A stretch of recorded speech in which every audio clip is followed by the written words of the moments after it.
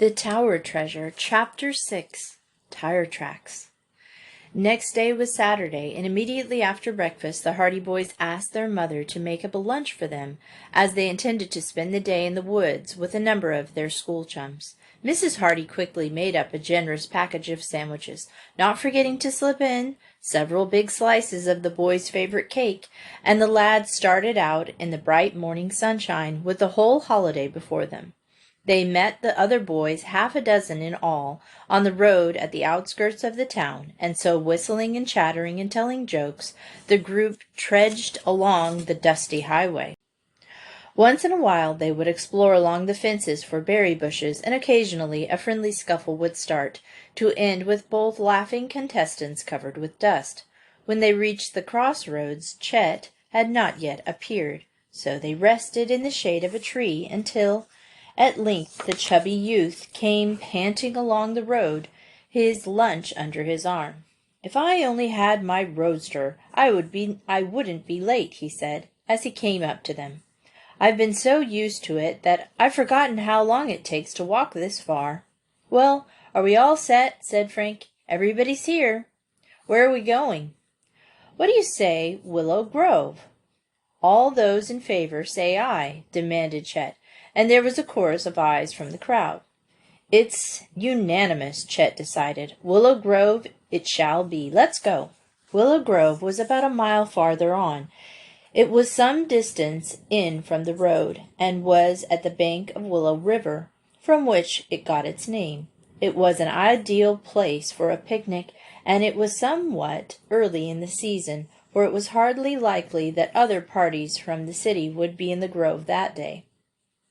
Frank told the other boys about Chet's adventure with the auto horn, and the story was greeted with shouts of laughter, which were redoubled when Chet told how he had later jumped down from the wagon and run along behind, shouting to Lem Billers to give him a ride.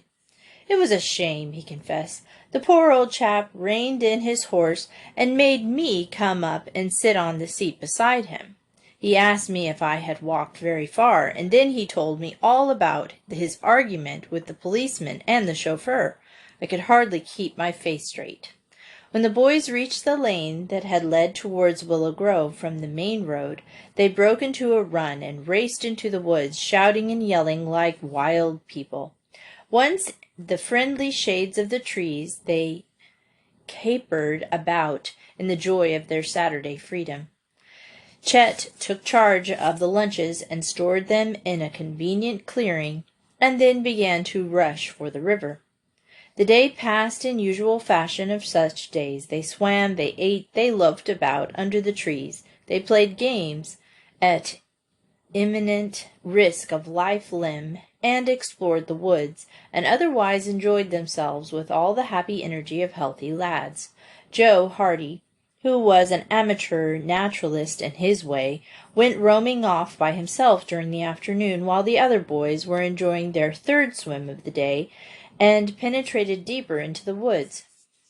He poked about in undergrowth, examining various flowers and plants that came to his attention, but discovered no specimens that he had not seen before. He was just on the point of going back to the other lads when he saw before him a small clearing. It was a part of the grove in which he had never been, so he plunged on through the bushes until he found himself in a clearing that appeared to be part of an abandoned roadway. It was in a low-lying part of the grove, and the ground was wet.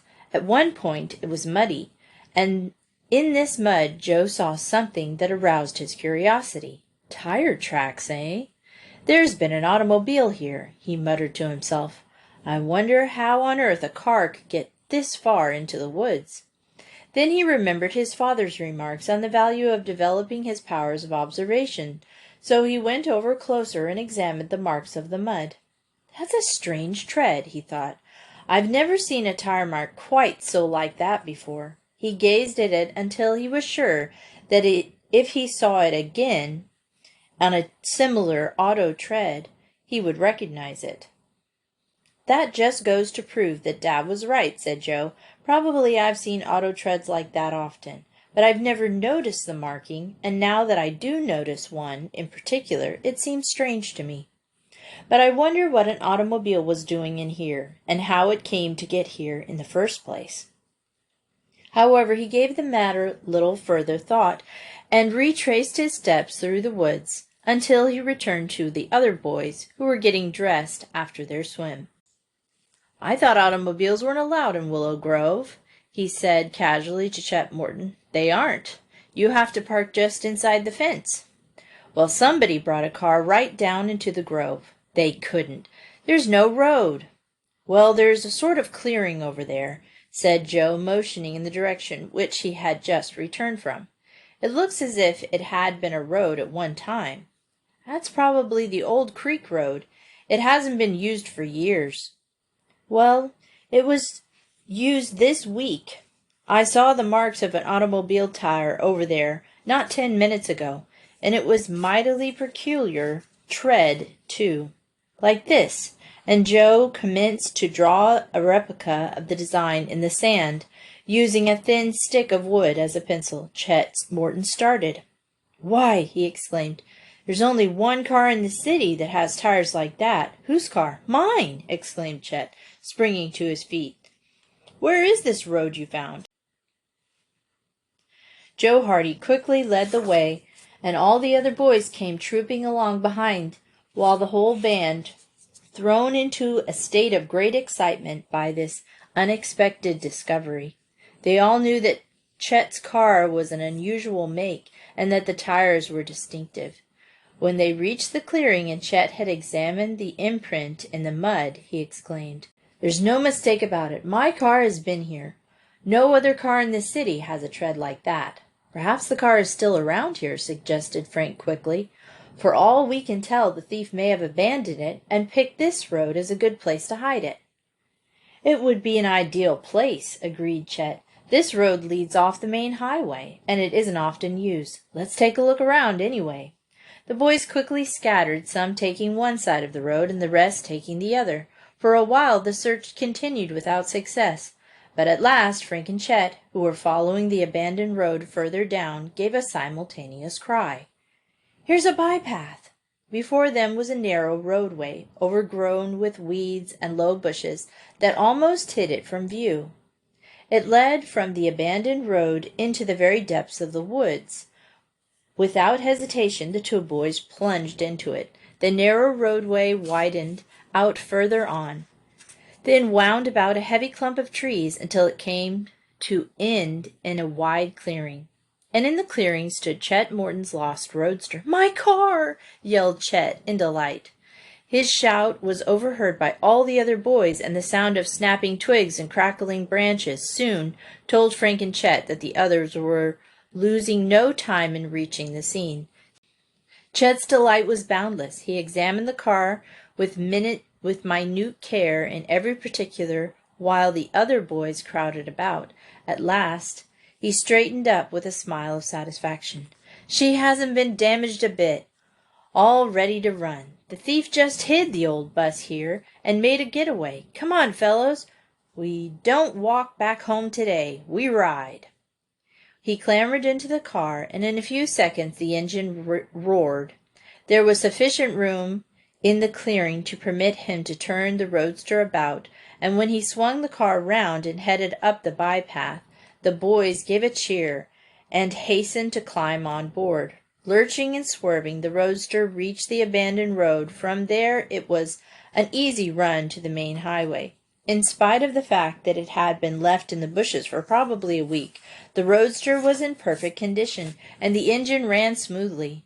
Joe was given the seat of honor beside the driver, because he had discovered the tire marks that had led to the recovery of the car, and the other boys distributed themselves as best they could. They clung to the running boards, hung precariously to the back, and one lad even straddled the hood.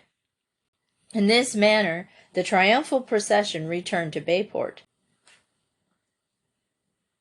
But as the cheering lads came down the main street, they noticed that there was an air of excitement in the town. People were standing on the street corners in little groups, talking earnestly, and when the boys spied Detective Smoof of the police force striding along with portentous frown, they called out to him, "What's on your mind today, Detective?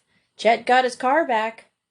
"I've got something more important than stolen cars to worry about," declared Detective Smoof. "The Tower Mansion has been robbed." Chapter 7. The Mansion Robbery. Tower Mansion was one of the show places of Bayport. Few people in the city had ever been permitted to enter the place. The admiration of the palatial building excitement was solely by reason of its exterior appearance. But the first thing a newcomer to Bayport usually asked was, "Who owns that magnificent house on the hill?" It was an immense rambling stone structure situated on the top of the hill overlooking the bay, and it could be seen for miles, silhouetted against the skyline like some ancient feudal castle. This resemblance to a castle was highlighted by the fact that at each end of the mansion rose a high tower. One of these towers had been built when the mansion was first erected by Major Applegate, an eccentric old army man who had made millions by lucky real estate deals and had laid the foundation of the Applegate fortune. The mansion had been the admiration of its day, and in its time had seen such gaiety. But as the years passed, the Applegate family became scattered until at last there remained but Hurd Applegate and his sister Adelia, who continued living in the vast and lonely old mansion. Hurd Applegate was a man of about 60 years of age. He was a tall, stooped man, eccentric in his ways, and his life seemed to be devoted to the collection of rare stamps. He was an authority on the subject, and nothing else in life appeared to hold a great deal of interest for him.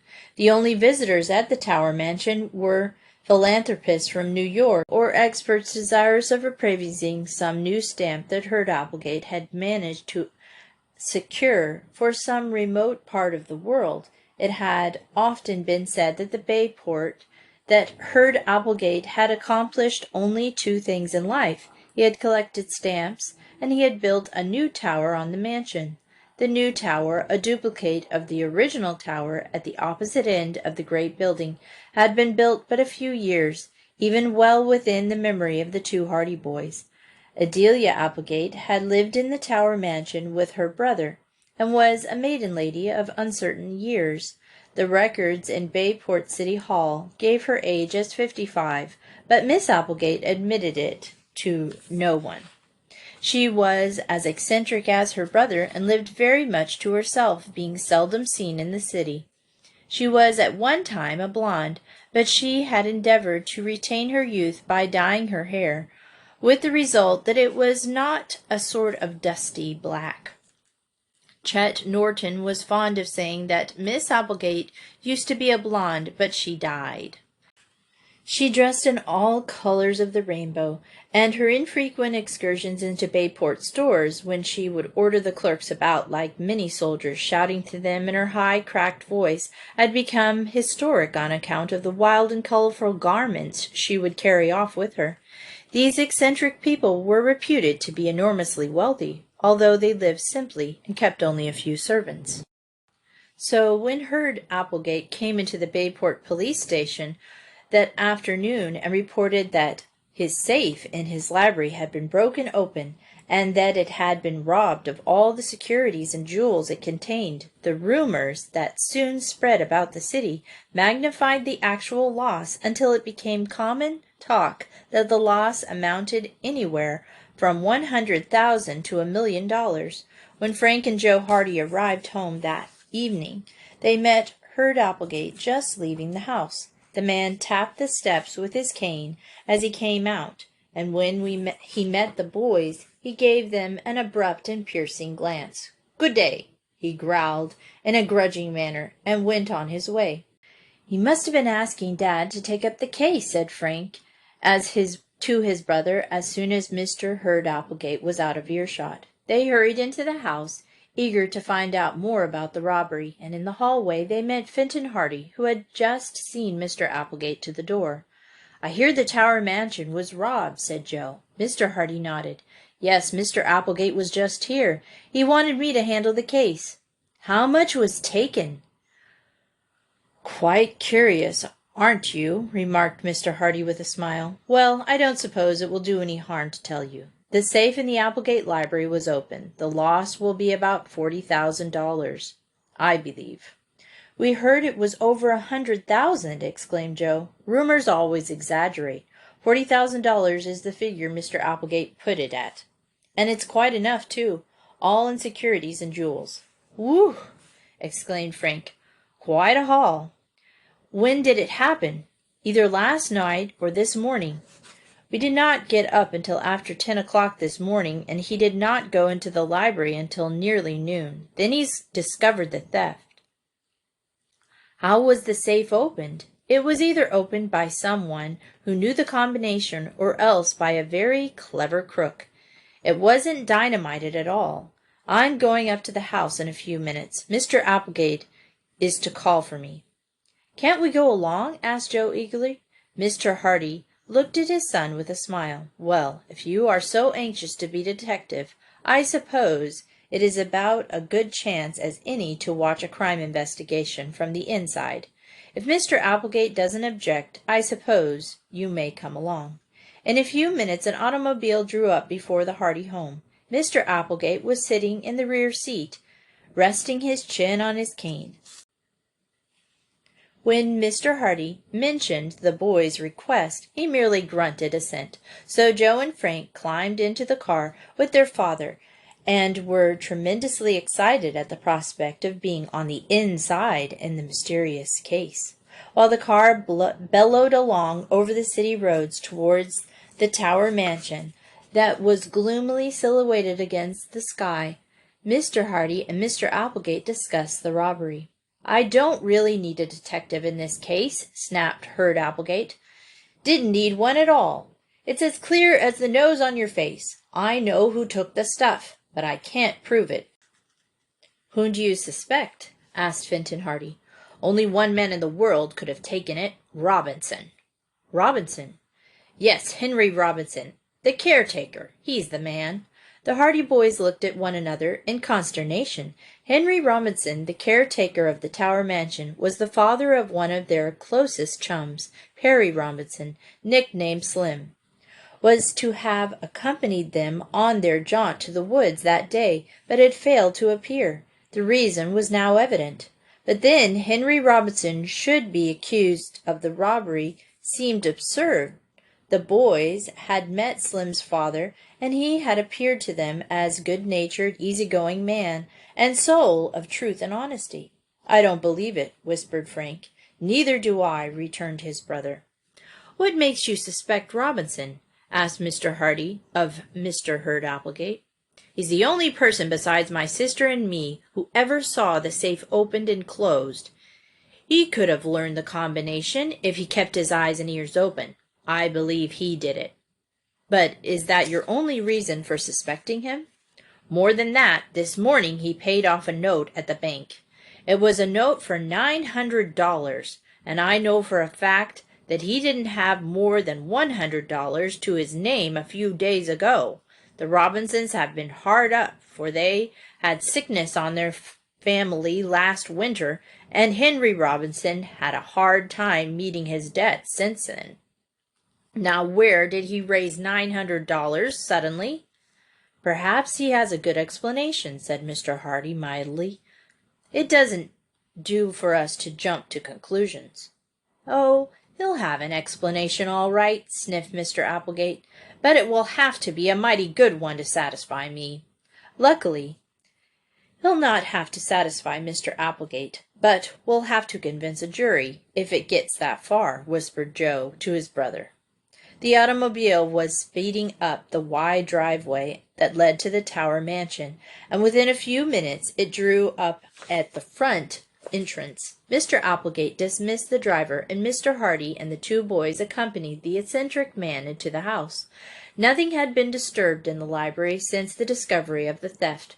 Mr. Hardy examined the open safe, then drew a magnifying glass from his pocket, and with minute care inspected the dial of the combination lock.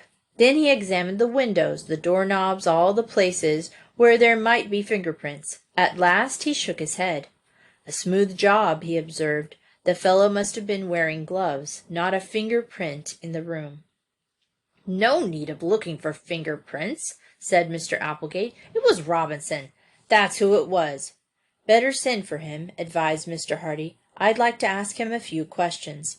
Mr. Applegate rang for one of the servants, and he instructed him to tell Mr. Robinson he was wanted in the library at once. Mr. Hardy glanced at the boys. "You had better wait in the hallway," he suggested. "I want to ask some questions, and it might embarrass Mr. Robinson if you were here." The lads readily withdrew into the hall, and they met Henry Robinson, the caretaker, and his son Perry. Mr. Robinson was calm, but pale in the face. At the doorway he patted his son on the shoulder. "Don't worry, son," he said. "It'll be all right." With that he entered the library. Slim Robinson turned to his two chums. "My dad is innocent," he cried. Chapter 8. The Arrest. There was something in Perry Robinson's tone that made Frank and Joe extremely sorry for their chum, for it seemed that the boy realized that the case looked black against his father. Although the Hardy boys realized that it was only nature that Perry should stand up for his father, they shared some of his conviction that Mr. Robinson was not guilty. "Of course he's innocent," agreed Frank. "He'll be able to clear himself all right, Perry." "But everything looks pretty black against him," said Perry, who was pale and shaken. "Unless your father can catch the real thief, I'm afraid my dad will be blamed for it." "Everybody knows your father is innocent and honest," said Joe consolingly. "He has a good record. Even Applegate has to admit to that." "A good record won't help him very much if he's blamed for this and can't clear himself. And Dad admits that he knew the combination to the safe." "He knew it?" "Accidentally. He was clearing the library fireplace one day when he found a slip of paper with numbers marked on it. The combination was so simple that anyone could remember it if he read it once. Dad didn't realize what it was until he had studied it a while, and then he put it back on Mr. Applegate's desk. The window was open, and the breeze had blown the paper to the floor." "Does Applegate know that?" "Not yet, but Dad is going to tell him now. He says he knows it will look bad for him, but he's going to tell the truth about it. He knew the combination, although, of course, he would never think of using it." From the library came the dull hum of voices. The harsh voice of Mr. Hurd Applegate occasionally rose above the murmur of the conversation, and once the boys heard Mr. Robinson's voice rise sharply. "I didn't do it. I tell you I didn't take the money." "Then where did you get the $900 you paid on that note?" demanded Mr. Applegate. There was silence for a while. "Where did you get it?" "I'm not at liberty to tell you." "You won't tell?" "I can't." "Why not?" "I got the money honestly. That's all I can say about it." "Oh, no!" exclaimed Applegate. "You've got the money honestly. You can't tell me where it came from. That's very likely, isn't it? If you got it honestly, you shouldn't be ashamed to tell me where you got it." "I'm not ashamed, but I'm not at liberty to tell." "Mighty funny the thing you should get $900 so quickly. You were pretty hard up last week, weren't you? Hadn't you asked for an advance on your month's wages?" "I admit it." "And then the day of this robbery you suddenly have $900 that you can't explain." Mr. Hardy's calm voice broke in. "Of course, I don't like to pry into your private affairs, Mr. Robinson," he said, "but it would be best if you could clear up this matter of the money. You must admit yourself that it does look promising." "I know it looks bad," replied the caretaker doggedly, "but I can't tell you where the money came from." "And you admit knowing the combination to the safe?" broke in Applegate. "I didn't know that before. Why didn't you tell me?" "I didn't consider it important enough. I had found the combination by accident. and I had no intention of using it. As a matter of fact, I don't think I could remember it accurately right now. I just put the paper back and decided to say nothing about it to save trouble." "And yet you came to tell me about it now?" "I have nothing to conceal. If I had taken the money, I would very likely tell you now that I knew the combination, would I?" "Yes," agreed Mr. Hardy. "That's a point in your favor." "Is it?" asked Applegate. "You're just clever enough to think up a trick like that, Robinson. You think that if you come to me now and admit to know the combination, I'll believe that you're so honest you couldn't have committed this robbery. Very clever. But not clever enough. There's enough evidence right here and now to convict you, and I'm not going to delay another minute." There was the sound of a telephone receiver being lifted, and then Applegate's voice continued, "Police station." After a short wait, it went on, "Hello, police station. This is Applegate speaking. Applegate heard Applegate. Well, I think we found our man. In that robbery. Yes, Robinson." "You thought so, eh? So did I, but I wasn't sure. He has practically convicted himself by his own story. Yes, I want him arrested. You'll be up right away?" The telephone clicked. "You're not going to have me arrested, Mr. Applegate." "Why not? You took the money." "But I'm innocent, I swear it. I haven't. I'll always be an honest. Ever since I came to work here, I've been honest. Have you ever heard any fault to find with me?" "Not until now," returned Applegate grimly. "It might be better to wait for a while," suggested Mr. Hardy mildly. "Of course, it is entirely in your hands, Mr. Applegate, and I admit the case looks rather bad against Mr. Robinson, but perhaps some more evidence may turn up." "What more evidence do you want? The man's guilty. It's as plain as the nose on your face. If he wants to return the rest of the jewels and securities, I'll see what can be done towards having the charges reduced, but that's all." "But I can't return them. I didn't take them." "I suppose you have them hidden safely away by now, hoping to get them when you get out of the penitentiary, eh?" "It'll be a long time, Robinson, a long time." In the hallway the boys listened in growing excitement. The case had taken an abrupt and tragic turn. Both the Hardy boys were sorry for their chum Slim, who looked as though he might collapse under the strain. "He's innocent," muttered the boy over and over again. "I know he's innocent. They can't arrest my father. My dad never stole $1 in his life." Frank patted him on the shoulder. "Brace up, old chap," he advised. "It looks pretty bad just now, but your father will be able to clear himself, never fear." I'll have to tell my mother," stammered Slim. "This will break her heart, and my sisters." Frank and Joe led him down through the hallway and along a corridor that led to a wing of the mansion where the Robinson family had rooms.